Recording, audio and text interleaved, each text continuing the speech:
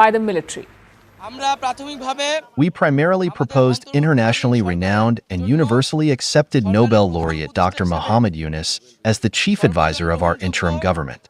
Today, the Honorable President has given his consent, confirming that the interim government will be formed quickly with Dr. Muhammad Yunus as the chief advisor. So for the moment, it appears that the army has yielded to the protesters. They also played a part in persuading Sheikh Hasina to leave. More stories have been coming out. This is what we learned today about what happened in the final hours before Hasina fled Dhaka. On Sunday night, the army chief held a meeting. That's General Waker-Uz-Zaman. He is the army chief. He met with his top officers. Prime Minister Sheikh Hasina was putting pressure on them. She wanted them to enforce the curfew, to use force to stop the protesters. But General Zaman decided against it. After speaking to his team, he reached out to Sheikh Hasina's office and he conveyed their decision. The army would not fire at civilians. That's what he told her. They will not resort to force. They will not curb the protest. Then on Monday morning, General Zaman went to Sheikh Hasina's residence, where he apparently tried to reason with her. Reports say that the general was quite straightforward in sharing his assessment. He told then Prime Minister Sheikh Hasina that the situation was out of control, that the army could no longer stop the crowd. They could not prevent the mobs from reaching her residence, so she must leave. That was his assessment. Hasina was told that she had 1 hour to leave. But apparently she wasn't convinced. She still wanted to hold on to power. General Zaman then asked the family to intervene. Now remember, the army chief, General Zaman, is Sheikh Hasina's relative. He is married to her cousin, so he has a close relationship with the family. He first reached out to Rehana Siddiq, that's Sheikh Hasina's sister. Calls were also made to her children. And then it was the family that convinced Hasina to leave.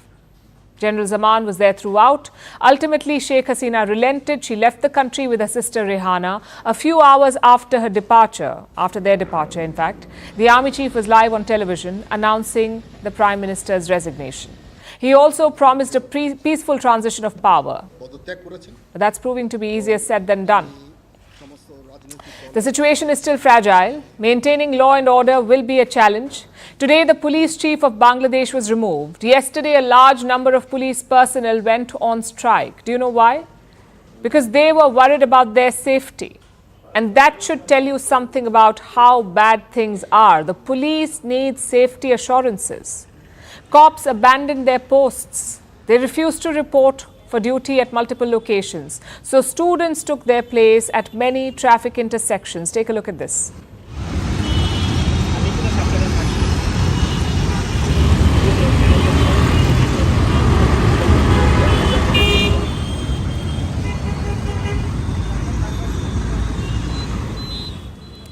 A new police chief has now taken over and he has issued an ultimatum. He wants all personnel to return to their posts within the next 24 hours.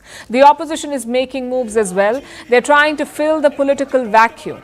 The Bangladesh Nationalist Party, or the BNP, called a rally today. That's the party of Khalida Zia. Thousands of their supporters gathered. Khalida Zia addressed this rally virtually from a hospital. This victory has brought new opportunities for us. The corruption which has been going on in the country for so many days was ignored by the government. Amid all this, we must make Bangladesh prosperous again. For the students who gave up on their dreams by getting involved in bloodshed, we will fulfill those dreams. Students have shown great intellect, courage and bravery while fighting, which will help us in making Bangladesh a republic.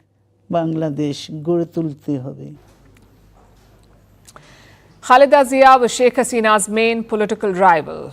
When Hasina was in power, Zia and her party faced a fierce crackdown. Until a week ago, it was hard to imagine a comeback for Khalida Zia. She may still not be able to return to active politics given her health, but clearly the tables have turned.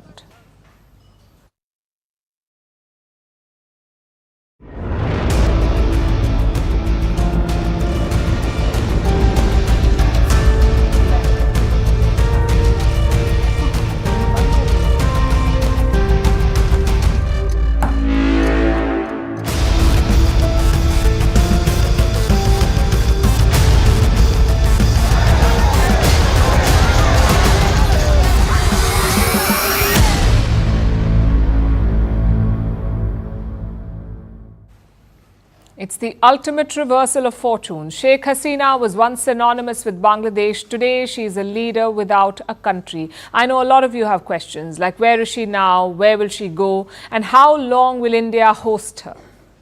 We'll try to answer some of them. First of all, where is Sheikh Hasina? She is still in India at an undisclosed location. She had landed at the Hindon Air Base on the outskirts of Delhi. Later, she was taken to a safe house. Question number 2, where will she go?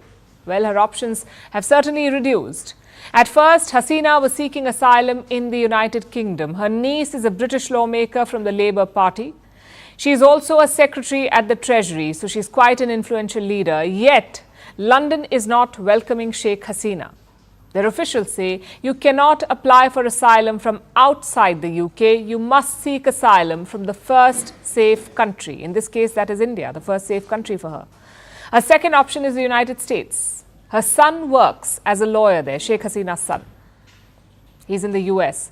But since Hasina has resigned as Prime Minister, her official visa is not valid anymore. A third option is Finland. Again, she has family there.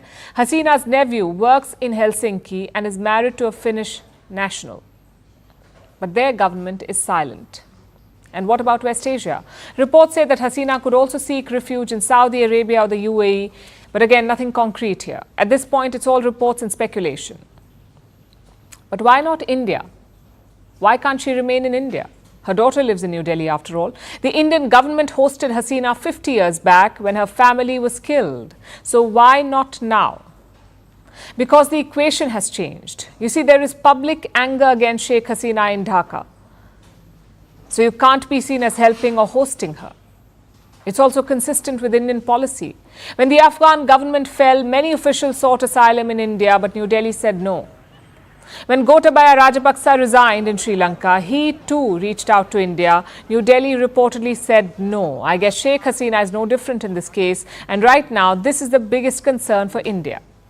Bangladesh is moving ahead with government formation. Soon, India will have to resume business with Dhaka. How do you do that with Sheikh Hasina still in Delhi? Plus, there are calls to arrest her. Bangladesh's Supreme Court Bar Association has sent a message to India: arrest Hasina and send her to Bangladesh. That's what they've said. Now, you can ignore the Bar Association. But what if the new government has the same demand? What if the Supreme Court orders her arrest?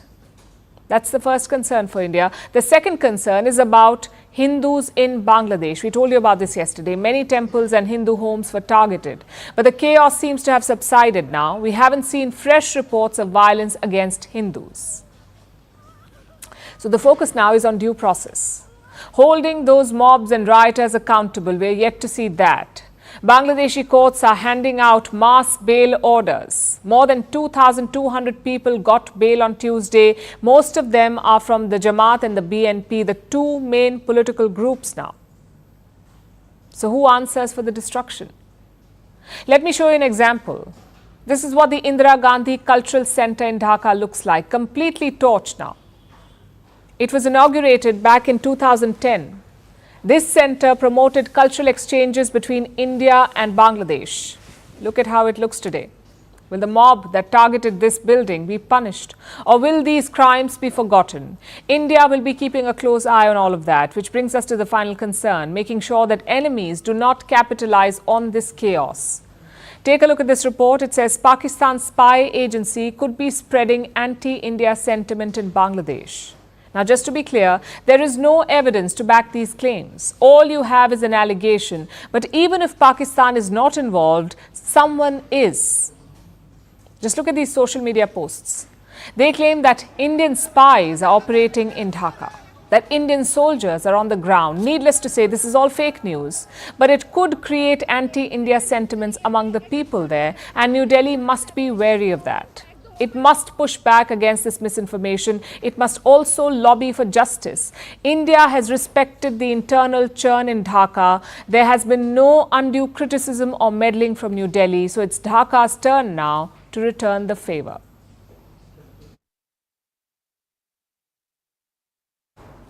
Sheikh Hasina is Bangladesh's past. But who will be the future? By all accounts, it could be the Jamaat-e-Islami, the radical Islamist organization. Their supporters played a key role in Sheikh Hasina's ouster. Thousands of them joined the student protests. Thousands of Jamaatis joined the student protests, and they turned it into a nationwide revolt. Now, reports say the Jamaat is the largest opposition party in Bangladesh, even bigger than the BNP or the Bangladesh Nationalist Party. So let's take a closer look at this group. What do they stand for? What is their platform? And how will they shape Bangladesh? The Jamaat was founded before India's partition. They opposed Bangladesh's liberation in 1971. Many of their leaders collaborated with Pakistan's army, and it tells you what they really stand for. Not secularism, not Bengali nationalism. They stand for Islamism. Just look at what the Jamaat website says, and I'm quoting, "Since its inception, the Jamaat-e-Islami has been working to implement the Islamic code of life. To establish Islam in its entirety, the Jamaat-e-Islami strives to present the real picture of Islam to all citizens." They do not talk about human rights. They do rather talk about human rights and democracy, but their track record is pretty bad. Look at this report submitted to the United Nations. Look at how it describes the Jamaat as an Islamo-fascist group. Those tendencies were clear from the very start. After 1971, Sheikh Mujibur Rahman banned the Jamaat. He accused them of atrocities against Hindus. But as Bangladesh lurched towards Islamism, the Jamaat revived itself. They allied with the Bangladesh Nationalist Party, BNP, that's Khalida Zia's party, and the BNP gave them a free hand. A major turning point was in 2013. Massive protests were underway in Bangladesh. They wanted capital punishment for war criminals in 1971. And guess who opposed this? The Jamaat. They organized counter-protests in Dhaka. So in 2013, the Jamaat lost its political status. They could not contest elections anymore. Another round of crackdown came this year. Sheikh Hasina accused them of escalating the student protests. So the group, the Jamaat, was outrightly banned. Of course, all of that has changed now. On Monday, the army chief convened an all-party meeting in Dhaka. Sheikh Hasina's party, the Awami League, was not there, but the Jamaat was present. So the takeaway is pretty clear. Jamaat-e-Islami now has a seat at the table. The question is, how will they shape Bangladesh's future? Well, the Jamaat held a press conference yesterday. Listen to what they said. We as a society must work together with the criminal system. Those who committed crimes should be held responsible, and when the country gets back its justice system, they should be put on trial. If we let them go, they will wreak havoc in society again. This is our country. If the country survives, we will survive. We must look ahead. We must hold the mobs accountable. Basically, the Jamaat is trying to say that we have changed. We are not the old Islamo-fascists. Does any of this sound familiar? A civilian leader toppled, followed by promises of reform by a radical Islamist group. We saw the same thing in Afghanistan. We were promised Taliban 2.0, and we all know how that played out. So this is a crucial moment in Bangladesh's history. I know the students are calling it a revolution, and for them maybe it is, but not for the Jamaat. For the Jamaat-e-Islami, this is an opportunity of a lifetime, a chance to reset Bangladesh's identity from secularism and progress to Islamism and conservative thought. It looks inevitable right now, especially because of how weak the BNP is. They must take a huge part of the blame, though, because the BNP legitimized the Jamaat. Khalida Zia gave them a cabinet post in the year 2001. She turned a fringe group into a political partner. But now the equation has flipped. The BNP appears rudderless. Khalida Zia is terminally ill. Her son is the acting chairman of the party, but he lives in London. He's been there for more than a decade. Other leaders are either in jail or they keep a low profile. But more importantly, the BNP lacks an agenda. We know what Hasina stood for. We know what Jamaat stands for. But what does the BNP stand for? Nobody knows. Thus, the BNP vacated its political space in Bangladesh and the Jamaat has stepped in. What happens next is very crucial. Elections will be held soon. The Jamaat will probably campaign on reform and change. But let's hope the people of Bangladesh see through all of it. This is a party that helped Pakistan slaughter Bangladeshis. That sort of hatred never really changes.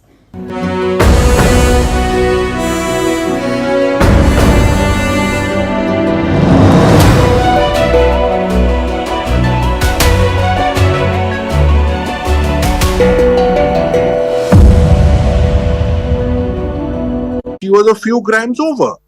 And that is it. And that is what happens in a sport like wrestling, boxing, weightlifting. You have to make the cut.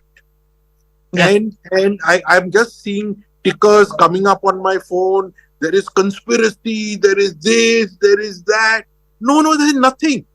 Vinesh herself will probably tell you that she tried as hard as possible with the whole medical team of doctors to try and reduce. She was put in the sauna, every single thing. And at the moment, she's actually dehydrated.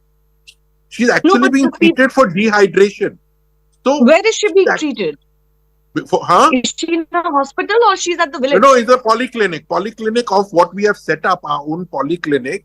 We've got some of the best doctors like Dr. Padiwala looking after her. Right through the night they were with her. So all this conspiracy theory, for God's sakes, take it out. This is a sport.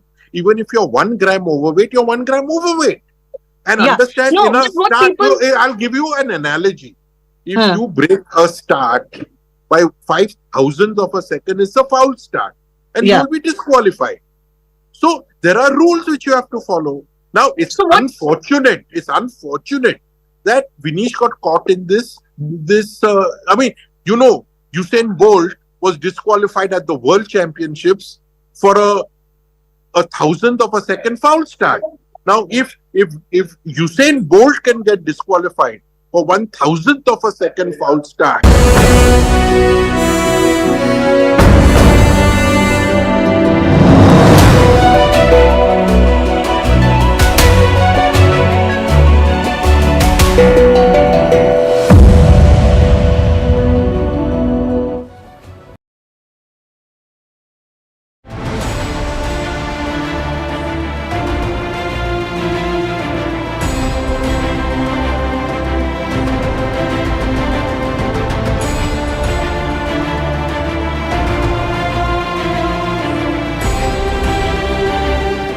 Listen, I want you to do this with me. Let's do this together. Would you be my running mate and let's get this thing on the road? I would be honored.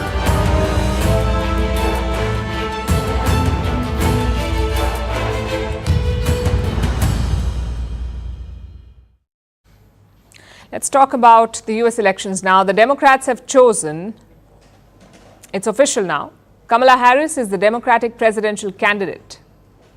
There were no doubts about it, but she had to formally secure the nomination, and now she has. And that makes her the first woman of color to lead the party ticket. Good evening, Philadelphia! Oh, it is good to be back in Pennsylvania. I stand before you today to proudly announce I am now officially the Democratic nominee for President of the United States. You saw how she was welcomed with loud cheers in Philadelphia. And who's that man with her? It's Tim Walz, the governor of Minnesota. Yesterday, Kamala Harris picked him as her running mate. So he is the Democratic vice presidential candidate. Since the day that I announced my candidacy, I set out to find a partner who can help build this brighter future.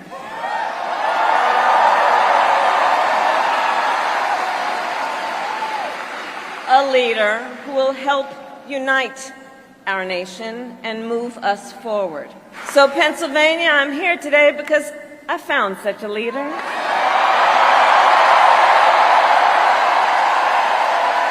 Governor Tim Walz of the great state of Minnesota.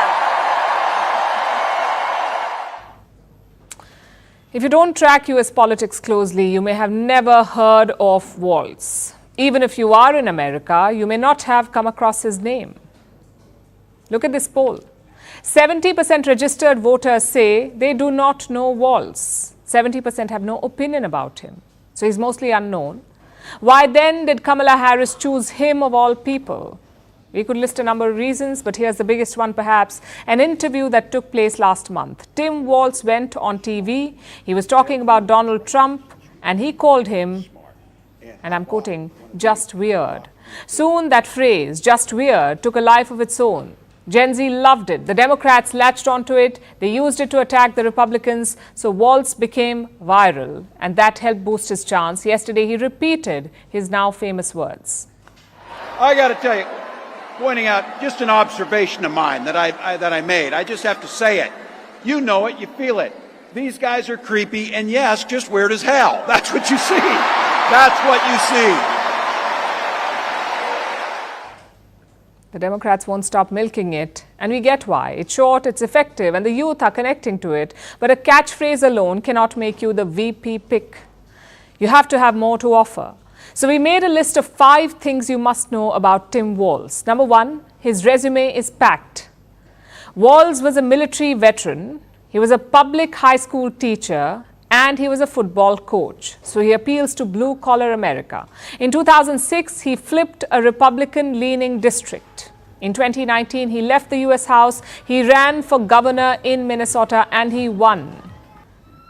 But his first term was almost like a dumpster fire. There was the pandemic and the killing of George Floyd in his state. Walz governed through all of this, and he was re-elected in 2022.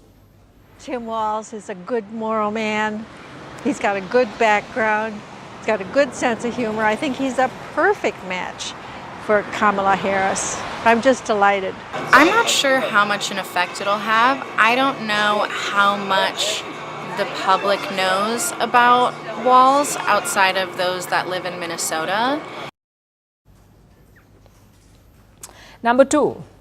While Walz is from rural America, he is a liberal favorite. He's pushed multiple progressive policies. He enshrined abortion rights in his state. He funded universal free school meals. He legalized recreational marijuana. Labor unions love him. So for Democrats, he's the man for the job. But he's not your typical progressive. Which brings us to point number 3, Walz's gun policy. Guns have always been central to his life. He used to be a hunting enthusiast. He spent 24 years in the National Guard. In 2006, he was endorsed by the NRA. That's the National Rifle Association. They gave him an A rating. They even endorsed him in elections. But all this changed in 2017. Walz had a change of heart after a Las Vegas festival shooting. He spoke in favor of a ban on assault weapons. He strengthened gun laws in his state. So he's now a changed man, he says. But there's something else in his resume that raises questions. And that's his connect with China, his China connect. That's point number 4. Walz taught in China for a year. It was in 1989, the same year as the Tiananmen Square massacre. Later in 1994, he and his wife honeymooned there. He speaks Mandarin. He has even arranged summer trips for students to the country, and this has raised eyebrows in Beijing. Weibo users, social media users in Beijing are asking if Tim Walz is a CIA operative, and the Trump camp is going to town with a China link. My view on it is it just highlights how radical Kamala Harris is. This is a person who listened to the Hamas wing of her own party and selecting a nominee. This is a guy who's proposed shipping more manufacturing jobs to China, who wants to make the American people more reliant on garbage energy instead of good American energy, and has proposed defunding the police just as Kamala Harris does. Point number 5, Walz's appointment is making Republicans very mad, and you can understand why. He's popular among the progressives, but he still appeals to rural America, which is a good balance. Though the Trump campaign is calling him a hard left liberal. They're bringing up his handling of the Floyd protests. They're thrashing his policies. And when that's not working, they're targeting his age, which is a bit tricky. Walz is 60 years old, almost the same age as Kamala Harris, but the Republicans insist that he is older. Guess the age debate never really leaves American politics. But now the race is clearly heating up. Both sides have their candidates, Kamala Harris and Tim Walz on one side, Donald Trump and J.D. Vance on the other. They're pouring in money. The Republicans have spent $181 million on ads. The Democrats have spent around $325 million. They're outspending Trump and team. But will it work? We'll find out soon enough. Staying with the United States, it has charged a Pakistani man over a plot to assassinate American officials. His name is Asif Merchant. He has links to Iran. The FBI, the Federal Bureau of Investigation, is handling this case. The FBI is America's domestic intelligence and security service. And the FBI calls this, and I'm quoting, a dangerous murder for hire plot. They say Asif Merchant was hiring hitmen. The plan was to kill American politicians, and one of his targets was Donald Trump. Now we know the former US president was shot at in July. Was Merchant part of that plot? Our next report tells you.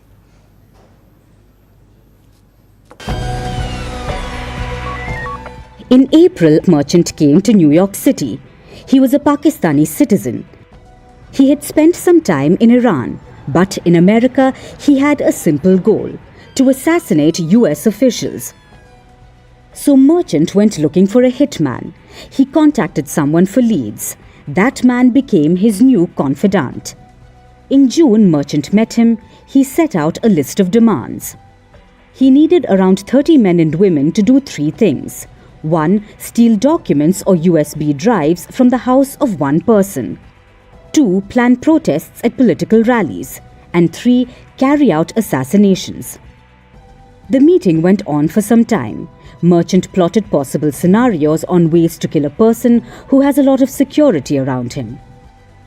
But what Merchant didn't know was that his confidential source had ratted him out. He had already dialed the FBI. He was working as a double agent for them. So later that month, Merchant met what he thought were hitmen, but they were actually law enforcement officers. He paid them $5,000 in advance. He said he wanted them to kill a political person sometime in late August or early September. He even gave the hitmen codes. T-shirt meant protests, flannel shirts stood for stealing, and fleece jackets meant assassination. Of course, his plan was to leave the country before the assassination, but he was arrested soon after. So who was Merchant trying to kill? It was Donald Trump. Merchant has now been charged in the foiled assassination plot of the former president. This plot is, however, unrelated to his actual shooting, which took place on the 13th of July. Trump was shot at by a 20-year-old man named Thomas Crooks. The attacker was killed on sight by a US sniper. Back to Merchant's plan to kill Trump. How is this assassination attempt linked to Iran? In 2020, Qasem Soleimani was killed by a United States airstrike in Baghdad. He was an Iranian military general and one of the country's most powerful and celebrated men.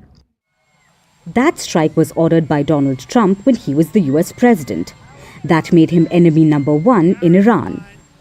Trump and his officials have since been on Tehran's radar, so an Iranian plot to kill him doesn't sound hard to believe. This plot also prompted the US government to beef up Trump's security. And not just Trump, they did it for a dozen other top officials. Trump got more agents, more snipers, and even drones. All this was done before the former president was shot at during a rally last month. But the irony of the matter is, even then, they couldn't prevent a lone shooter from taking aim at Trump.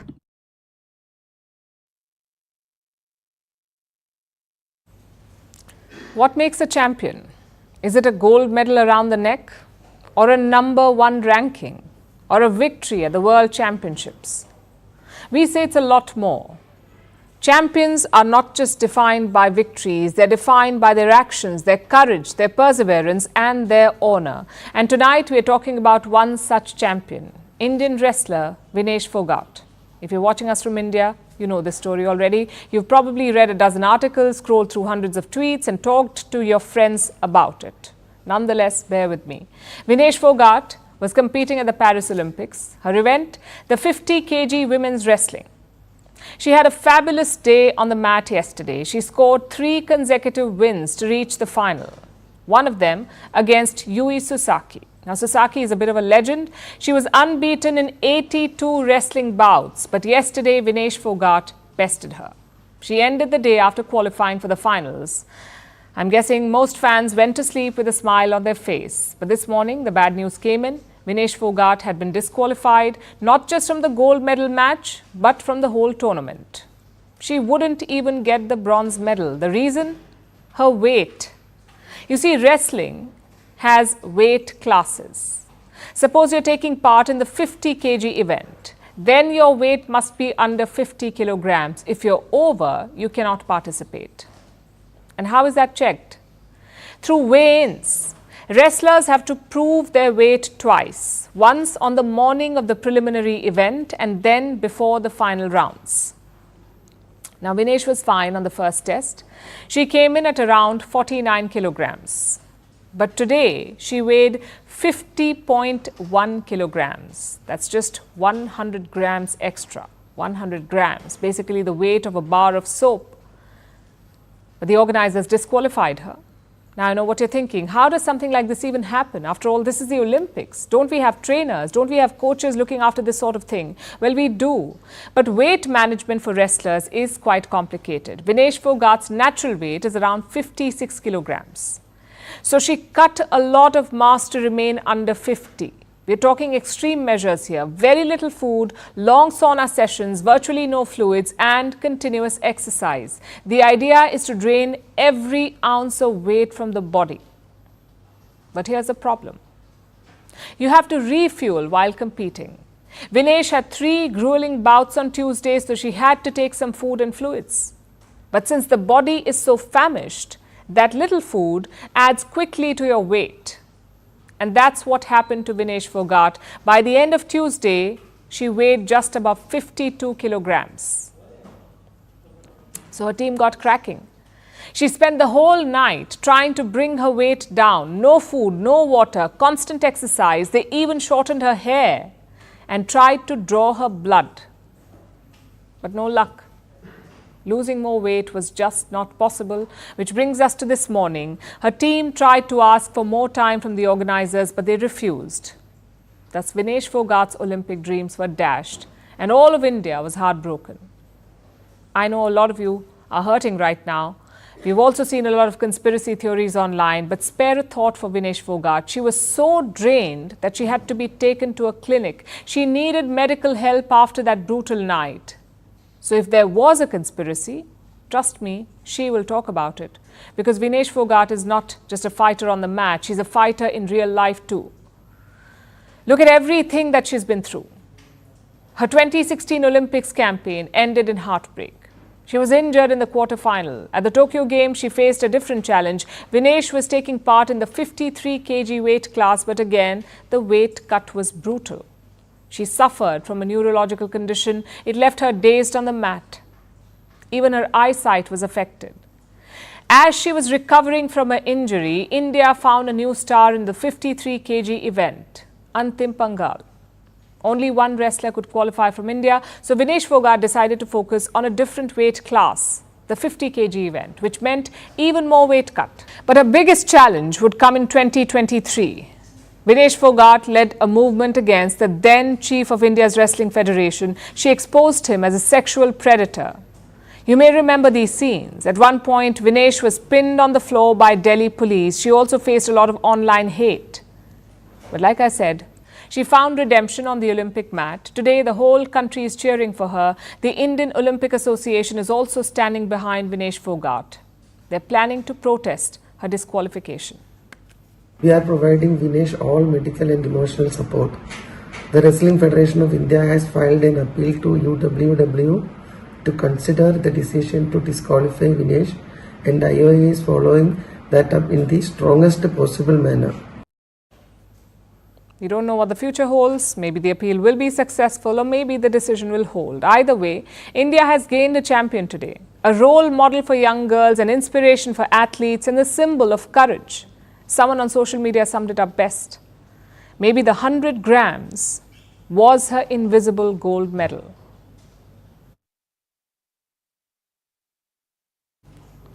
Now let's look at the UK. Riots have broken out in almost every corner of the country, anti-Muslim and anti-immigrant riots, which were sparked by a horrific attack last week. A 17-year-old British citizen stabbed multiple children last Monday.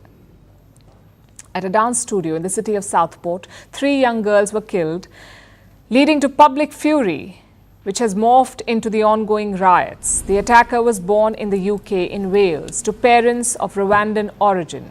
But the rioters don't seem to believe that. Many think that he is a Muslim migrant. Even though the police say that he has no known links to Islam, the rioters don't believe the police though. They've been targeting mosques and immigrant shelters to express their anger against those two communities. The riots began last Tuesday and have been taking place every day since. Today is supposed to be one of the worst days yet. The rioters are reportedly targeting more than 100 locations across Britain. 100. Britain's Prime Minister Keir Starmer is mobilising the police to protect these places. We're doing everything we can to ensure that where a police response is needed, it's in place. Where support is needed for particular places, that is in space. Obviously, it's a difficult situation with disorder going on in a number of different places at the same time. Starmer has raised what he calls a standing army of about 6,000 police officers. He will be hoping that it will be enough to protect all the known targets. But that doesn't mean that riots won't break out elsewhere. The rioters are also expanding their targets. It's not just mosques and immigrant shelters anymore. Today, they plan to attack legal firms and advisories, basically places that help refugees with their asylum applications. So the message is clear. The British rioters want an end to immigration. They want to end multiculturalism. And they don't seem to care who gets hurt in the process. The rioters are organizing online. They've been sending out instructions telling others to wear masks or hoodies and leave their phones at home so they won't be identified by security cameras. Their preparations have left British authorities worried. Prime Minister Starmer held an emergency meeting yesterday, his second so-called Cobra meeting in as many days, to find a way to stop the rioters. He seems to be hoping to scare them into submission. Over 400 people now have been arrested, 100 have been charged, some in relation to online activity, and a number of them are already in court. And I'm now expecting substantive sentencing before the end of this week. But the message has to go to those who are involving themselves in this disorder, which is you're wrong, you shouldn't be doing it, and you will feel the full force of the law, as I hope we've been able to demonstrate with these swift prosecutions. Yesterday, we told you how British courts are scheduled to stay open for 24 hours a day to fast-track the sentencing of those arrested. But that may not be enough to deter the rioters. That's what a majority of British citizens believe anyway. Here's a survey that was released yesterday. More than half of the country believes that the rioters will get away. And that may be why a wave of counter-protests is also underway. British Muslims and pro-immigrant demonstrators have also taken to the streets. And their plan is simple: outnumber the rioters, prevent them from carrying out the attacks. This, however, creates another headache for the British police, because they now have to place themselves between the two groups to prevent clashes from breaking out. So these counter-protesters are also a problem. But critics of the government say that the counter-protesters are being given a free pass. Critics like Elon Musk. Musk has been criticizing Keir Starmer over the last few days over these riots, and yesterday he took it up a notch. He called the British Prime Minister two-tier Keir. What does that mean? Critics say that there's a two-tier policing system in the UK where the far right is dealt with more harshly compared to the other protesters. So two different approaches for two different groups. That is the charge. British officials have denied this, of course. It's complete nonsense.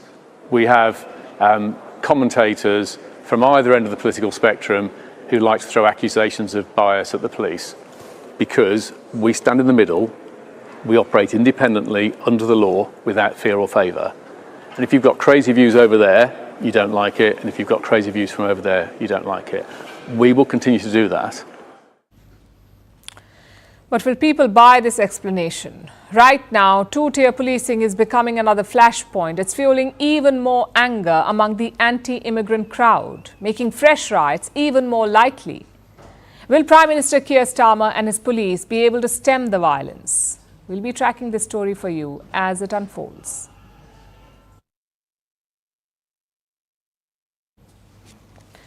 Now let's turn our attention to Thailand. The Southeast Asian country is in the grip of a political crisis again.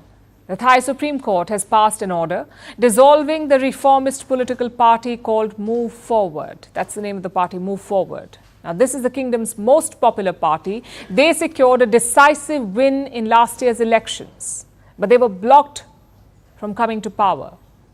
And that's when the party leader, Pita Limjaroenrat, had resigned. Now, the court has banned Pita and 10 other senior party figures. They've been barred from politics for 10 years. This is a major blow to Thailand's eroding democracy. What does this verdict mean for the country and its people? And can the Move Forward party still rise from the ashes? Here's a report. Tears of disappointment, rage, and sheer denial. These are the scenes from the headquarters of the Move Forward party. This is Thailand's popular anti-establishment party. It's the country's largest opposition party, but today the Thai court dissolved it. The Constitutional Court unanimously decided to dissolve the Move Forward party, the respondent party, in accordance with the constitutional regulations regarding political parties. If Thai democracy is a game, which it kind of seems to be, then lèse-majesté has earned a point, and Move Forward has received a fresh setback. It has lost the match. But what does this mean? And why does it matter? Let's break this down for you. Last year, Thailand held its elections. The Move Forward party defied expectations. It outperformed every other party. Clearly, the people wanted change. But the Move Forward party was not able to form a government. The military-appointed Senate blocked it. Why? Over its lèse-majesté proposals. Lèse-majesté, or royal defamation, is a notoriously harsh law in the Southeast Asian country. Criticizing the Thai monarchy is a serious offense. It can lead to decades in prison. Hundreds of people have been prosecuted in recent years. This year, an online activist was sentenced to a record 50 years in prison. Anyone can be sent to jail, and anyone can bring the charges on behalf of the king. The Move Forward party pledged to change this. But Thailand's powerful establishment didn't like it one bit. So despite its decisive win in the elections, the Move Forward party was sidelined. And its young and charismatic leader, Pita Limjaroenrat, was forced to resign. This January, the Thai Constitutional Court passed a ruling. It called the Move Forward party's campaign to change lèse-majesté unconstitutional. And now, the court ordered not only the dissolution of the party, but it has also banned Pita and 10 other senior party leaders from politics for 10 years. Today, I came to support the Move Forward party. I am a suspect in a Section 112 case and a person with disabilities. I don't know what to say to the Constitutional Court for delivering the ruling to dissolve the party like this. I am at a loss for words. It feels like we have hit rock bottom, truly hit rock bottom. It feels like we have no support left, none at all. The verdict has pretty much disenfranchised 14 million people. It has unabashedly eroded the kingdom's democratic rights. This verdict is also a stark reminder of how far Thai institutions will go to preserve the monarchy's power. History is simply repeating itself. This is more or less what happened in 2020. Back then, Move Forward was called the Future Forward Party. It did unexpectedly well in the 2019 election. Then too, it was dissolved by the courts. But the party rose like a phoenix, renamed itself to the Move Forward Party, contested in the 2023 elections and secured a bigger and better win, only to meet the same fate. As of now, the party has 142 surviving MPs. They are expected to transfer to another registered party and make sure that this ruling does not end the reformist movement in the country. I did not expect that the result would be like this. I am sad, but I don't regret anything. Ultimately, we as people will keep on fighting. The Move Forward party may have lost the match, but they are adamant that they won't quit the game.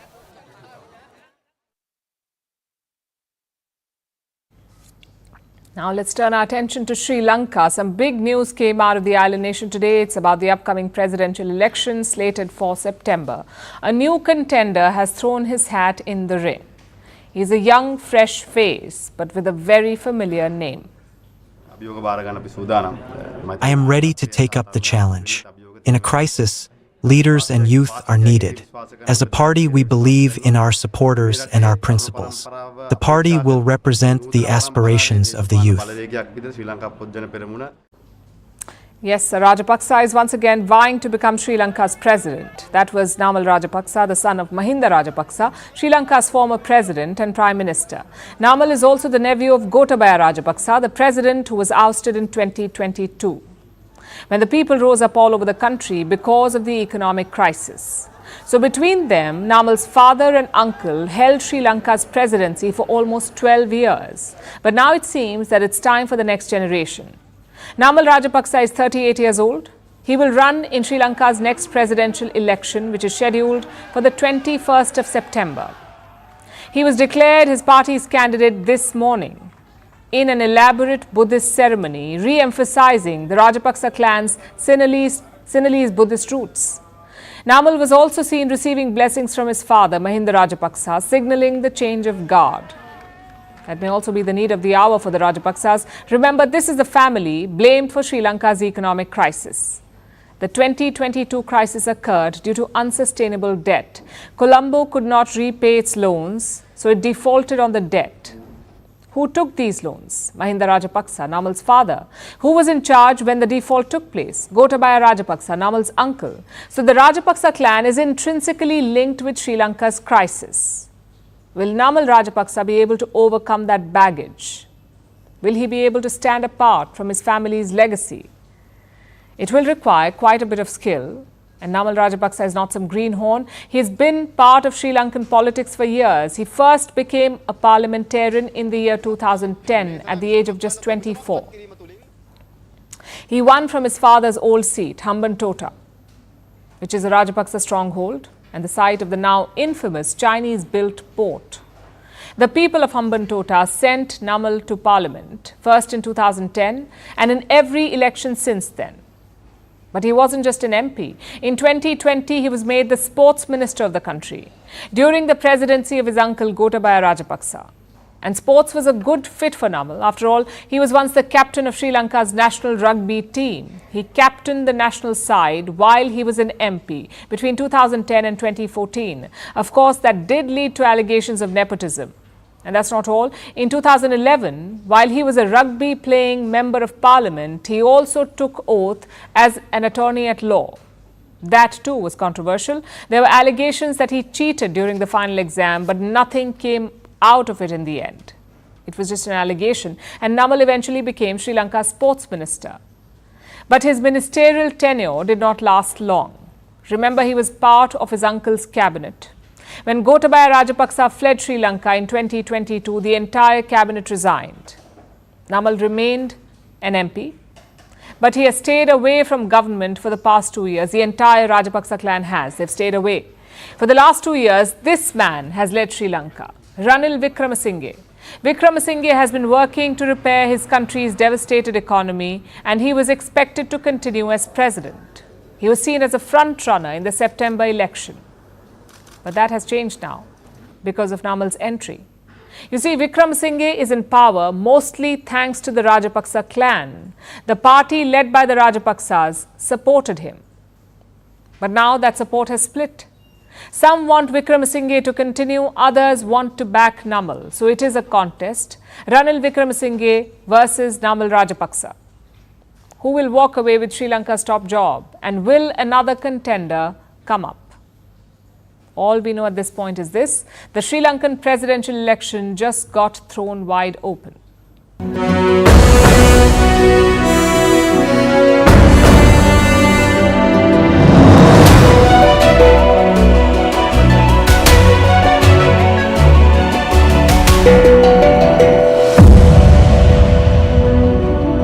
Anybody can be. So, no, of course, I have to just put things in perspective. The conspiracy part I want to keep aside because, there's a lot of politics that has got enmeshed as far as this entire case is concerned. No, but I've been just saying most of what is coming on my phone, and I'm sitting here in Paris, and which is getting very is distressing that people think there is a conspiracy. Come on, this is sport. No, but what people are truly remarking, people who understand how sports is and how much effort goes into an Olympic campaign like yourself, is that how can you make such a mistake at this junction before your final? Shivani, it's not a mistake. It's a human body. You have to understand that this is human body. Your weight will go up and you bring your weight down. Now, sometimes you miss that. You just miss that by a few grams. And this is what sport is about, Shivani. You can't change this. So you try your best. Now, she would have been famished, and I'm sure she was eating a lot between her bouts because she needed the strength to fight 3 bouts one after another. And therefore, immediately after that, she herself realized that she was overweight. She went to the village and immediately got the team working on her to try and see, but they managed the last few grams they could not manage. So that is what it is. Vinesh Phogat has been disqualified from her 50 kilograms category because of being a few grams over as far as her weighing in today is concerned ahead of her final. Can you begin by telling us what happened today and also what happened yesterday? Because we...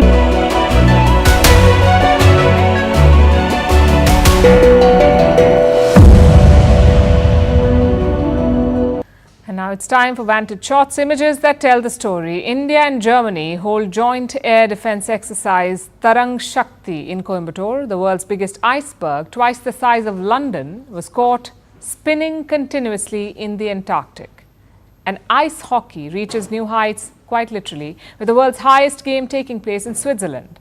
Finally, taking you back in history, on this day in the year 1905, India began the Swadeshi movement against British rule. Indians were urged to boycott foreign goods and rely on domestic products. The movement led to a renewed sense of nationalism in India. We're leaving you on that note. Thank you for watching. We'll see you tomorrow.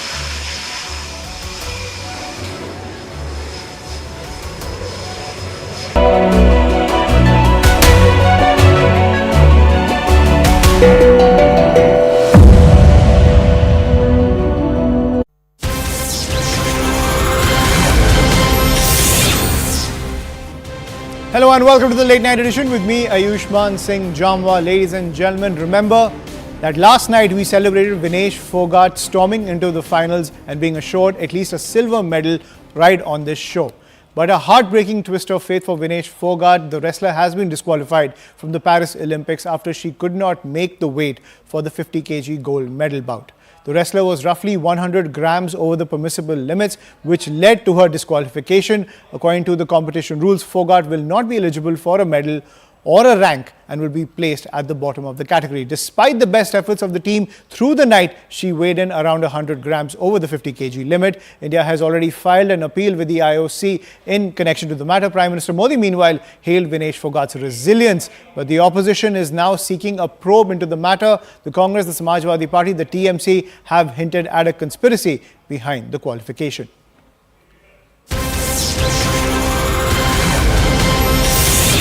So while the opposition hints at a conspiracy behind Vinesh Phogat's disqualification, breaking news coming in where a lot of other athletes are now chiming in as the chorus to give Vinesh Phogat a silver continues to rise. Now, 6-time world champion and Olympic gold medalist American wrestler Jordan Burroughs has asked for Vinesh Phogat to be given a silver medal. This is the pitch coming in from Jordan Burroughs, who says that despite all the adversities, Vinesh Phogat has defeated several top contenders to clinch the silver medal. She should at least be given the silver medal. She says that even though Vinesh Phogat could not qualify when it comes to the weight categorization for the gold medal bout, she wholeheartedly deserves a silver medal. And that pitch is coming in from top athletes across the world, ladies and gentlemen, as there is outrage over this 100-gram difference which has ended the gold run for Vinesh Phogat, as well as a billion broken hearts across the country, as citizens across the country, ladies and gentlemen, were aiming to get a gold medal primarily in wrestling. Remember, we celebrate our female wrestlers, and now Vinesh Phogat was in striking distance of clinching that gold, but because of that weight differential, she was eliminated from the gold medal bout. But athletes from around the world, and now former gold medalist Jordan Burroughs, has made the pitch that she deserves the silver medal wholeheartedly. But back home, ladies and gentlemen, what we are learning is that there is a consensus pitch, even though there is war of words between the opposition and the government over Vinesh Phogat being denied